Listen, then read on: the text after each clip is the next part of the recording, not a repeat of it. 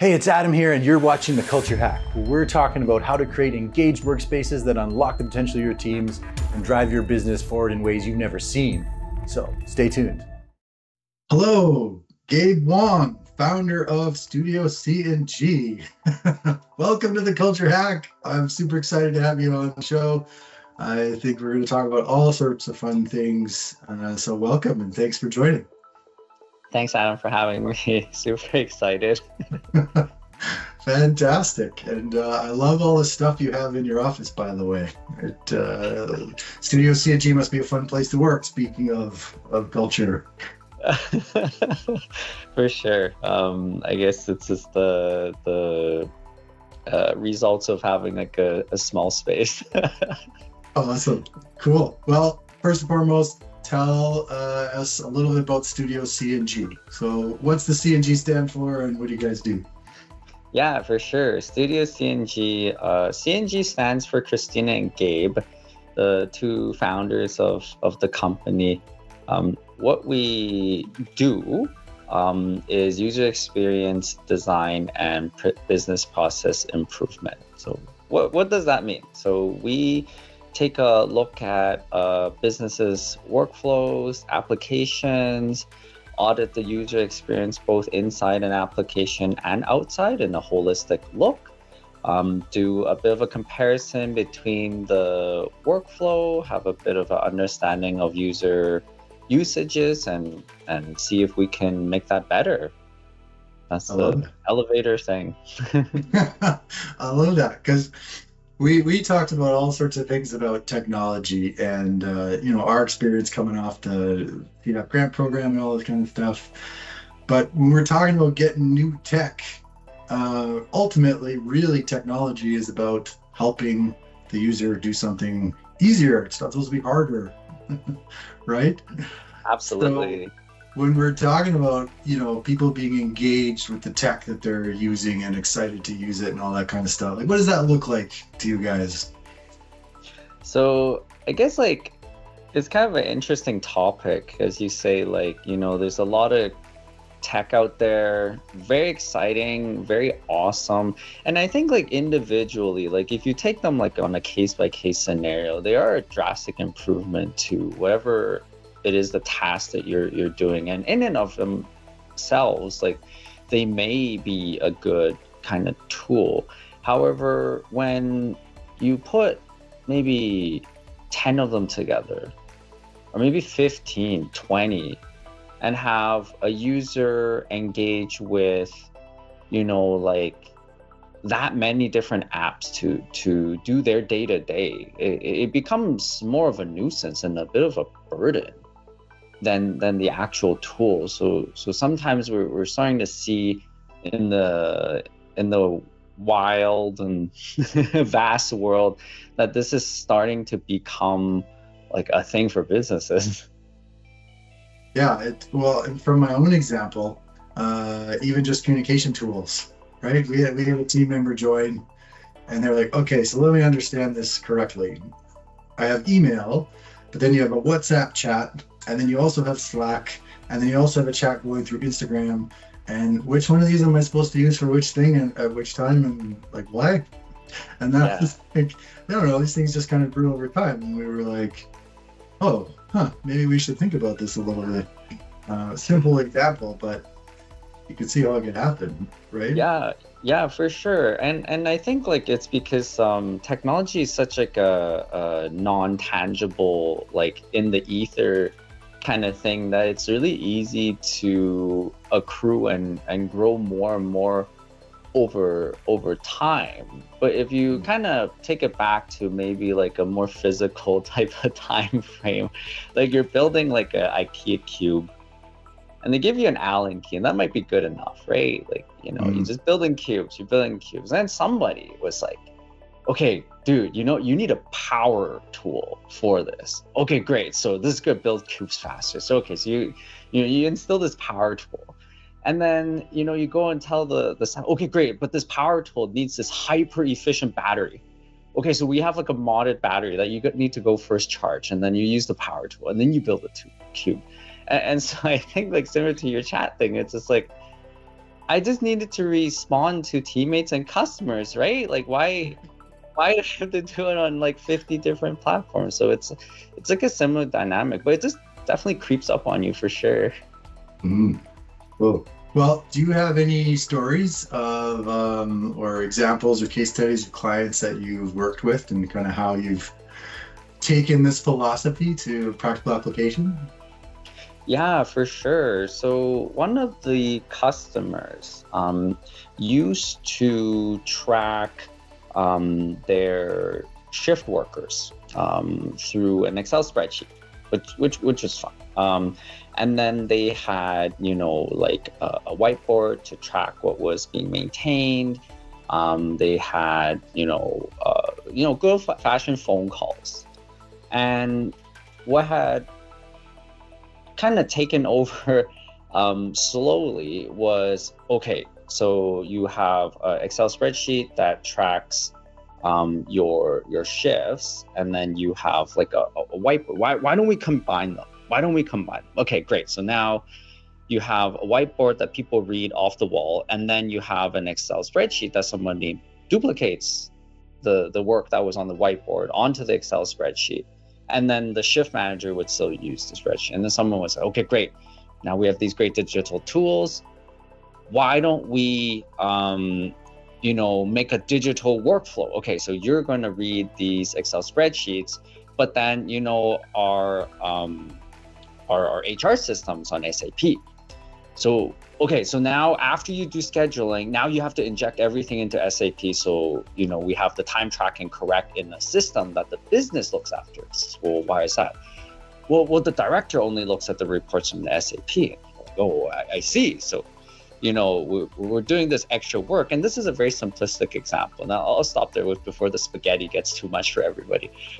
And so you have like a dynamic where you have some person at the start of their shifts will look at the whiteboard that the previous shift workers have done, updated, of course, go and update the info into an Excel spreadsheet, and then have to run some script such that SAP data gets copied in. And then so the director that comes every yay time can have his fancy report. So it's one of those like really easy things where you think like, oh yeah, it's good to digitize, have data, have people study, but then without considering like the workers' kind of experience and their workflow, we've actually just added like 2 to 3 extra steps for this person, and they're taking time out of their days to accommodate for this, but losing out on time actually performing the work. And so as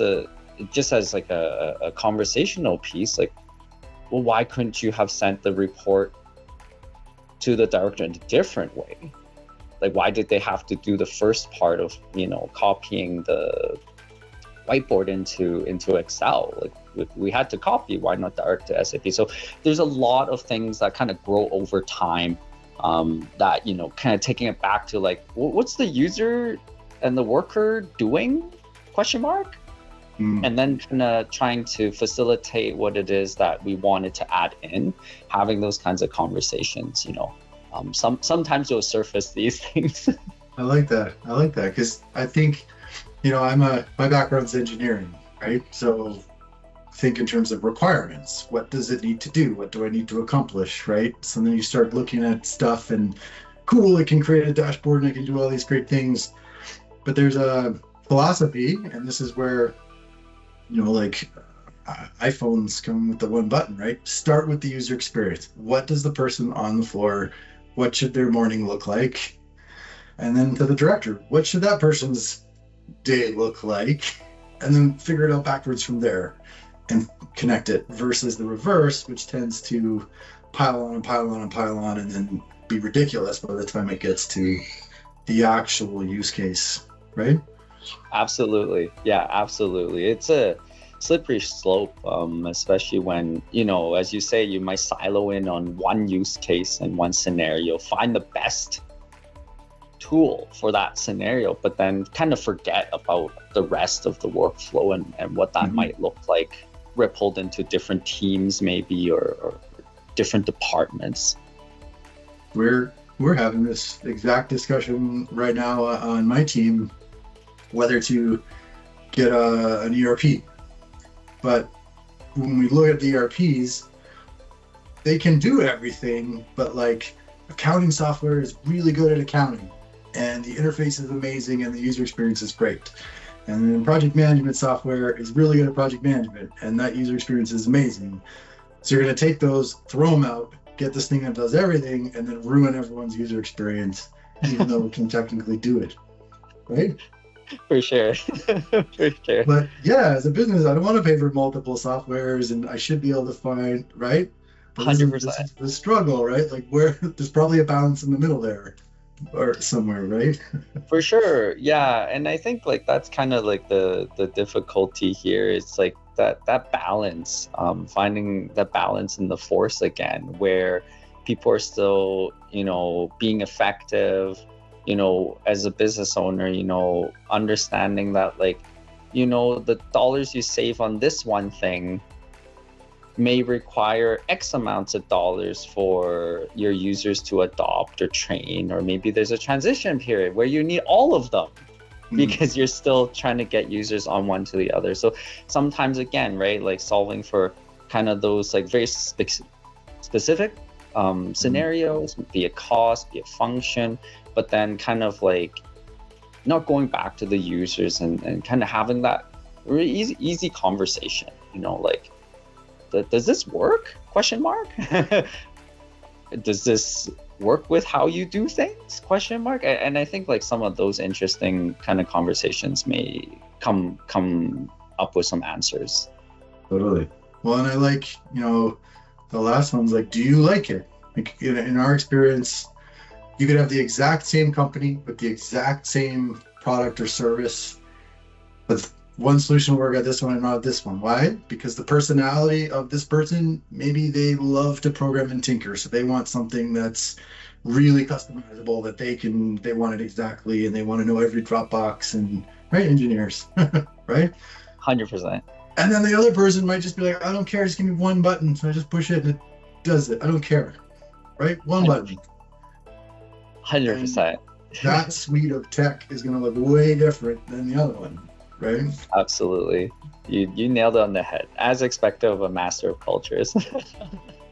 Right? It's like, this is the part we forget, right? This, like, people have their preferences, their emotional connection points, how they like to deal with stuff, et cetera, et cetera, et cetera. And that might be the ultimately, arguably the most important thing to consider if you're going to use it and try and find efficiencies in your business, I would argue. Absolutely. Absolutely. So what do you think looking to the future? Do you think that this user experience, do you think that people are going to be more cognizant of this as tech becomes more and more prevalent in our day-to-day, as like AI starts to show up and the metaverse and all this kind of stuff? Like, where do you see this all going? I think like the experience of how we interact with our tools at work will change. I mean, like, whether we like it or not, like, it's being forced to change on a daily basis, right? With the new technologies on the horizon, our big corporate sponsors or partners maybe pushing AI down onto the user base. And it's one of those like topics where it becomes like really interesting, because as these pieces of technology leak out into like our workers and our users' daily lives, their expectation of what these technologies may do for them at work also change. And so, as a business looking in, it's always really interesting. You're like, oh, okay, well, the landscape's going to change. The experience and expectations of our users are going to change, because they're so used to yelling at their smart homes or their smart TVs or their smartphones to do something for them. Well, why can't the work one do it? This is frustrating, and so on and so forth. And I'm being extreme here, of course, but like, I think like down the line, we'll start to see that gap kind of increase between, I think, just purely expectation versus what one must do for their work. And I think that's going to be a really interesting change. Fun for sure. Awesome. It's cool, right? And I think, what's exciting is how fast it's happening. Like, I can't imagine a world without some of the AI tools that we have now, but a year ago didn't have them. So, For sure. Or like wow. or a world like, I'm dating myself, before Google was matured into a very prominent search engine. Like the expectation of you learning something was maybe, send Gabe to school, like give him a textbook to read, or like, deploy him to some training camp, right? But now, even the expectation of businesses or like the users is, I don't know how to do this. I must be able to find it on Google and YouTube. Like even just like something minor like that changes the expectation of the users, and thus will drastically change our experience with our technologies. Totally. I think 100%. And even as a business owner, how many times I use Google to troubleshoot IT issues, right? Absolutely. You got no choice. You got to call someone, all this kind of stuff. So yeah, it's pretty neat. But I really appreciate your time and your perspective about start with the user. We are people, after all, using the things. We may as well enjoy using them, right? For sure. Preach. I love it. There's the mic drop. Thank you so much, Gabe. Appreciate it. And hopefully people find some gems out of this that they can go and implement in their own business. For sure. Appreciate it, Adam. Hey, thanks for watching The Culture Hack. Do you want to chat culture and engagement? Give us a call and come on the show.